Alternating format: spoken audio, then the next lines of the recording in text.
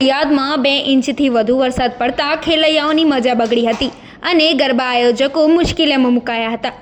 ભારે વરસાદને કારણે નડિયાદના મુખ્ય 3 ગરબા ગ્રાઉન્ડ નવરંગ બીટ્સ, નવદુર્ગા, વૃંદાવનમાં પાણી ભરાઈ જતા ગરબા રદ કરવાની ફરજ પડી હતી।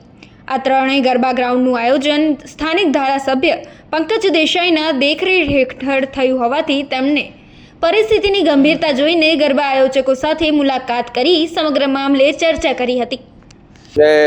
નવરંગ, પછી નવદુર્ગા અને વૃંદાવન આ 3 જગ્યાએ ગરબા રાખવામાં આવે છે અને ત્રણેય જગ્યાએ ગરબાના આયોજન સરસ રીતે થયેલા જ હતા। પહેલા 2 દિવસ વરસાદ પડ્યો, એ દરમિયાન પણ ગ્રાઉન્ડ જે ભીનું થયું અને માટી પાણી ચૂસી લે તો તાપ હોવો જરૂરી હોય છે અને તાપ આવે તો માટી ભીની હોય એ સુકાય અને થોડીક જે રહી હોય તો અમે ઉપર રેત કે ડસ્ટ નાખી અને એને સૂકવી શકીએ છીએ તો પાછું ગરબા માટેનું ગ્રાઉન્ડ તૈયાર થઈ જાય અને એ રીતના આપણે કર્યું છે। બીજે ને ત્રીજે દિવસે ગરબા રમાયા, પણ આજે ફરીથી વરસાદ પડ્યો અને આગાહી હતી જ। આપણે આયોજન એ રીતના કરેલા જ, બધે પંપ ગોઠવેલા જ, એટલે પાણી નીકમાં થઈ અને એક જગ્યાએ ભેગું થાય સાઈડમાં અને ત્યાંથી પમ્પિંગ કરી અને પાણી કાંસમાં નખાય એવા આયોજનો કરેલા જ છે।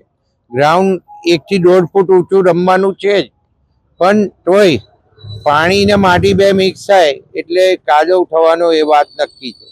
તો એવા સંજોગોમાં જો ફરીથી વરસાદ, હજુ રાતની આગાહી છે એ 10:30 બતાવે છે, 1:30 વાગે બતાવે છે, આવતીકાલે પણ 11 વાગે બતાવે છે।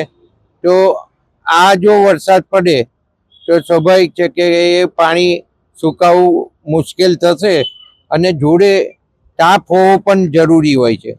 જો આવતીકાલે તાપ હશે તો પાણી બાષ્પીભવન થઈને ઉડી જાય અને બાકીનું શોષાય અને પછી જે રે એમાં અમે રેત નાખીને ફરીથી ગ્રાઉન્ડ તૈયાર કરી શકીએ।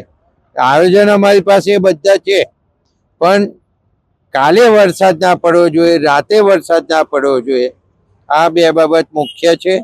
બાકી અમારી તૈયારી બધી જ છે।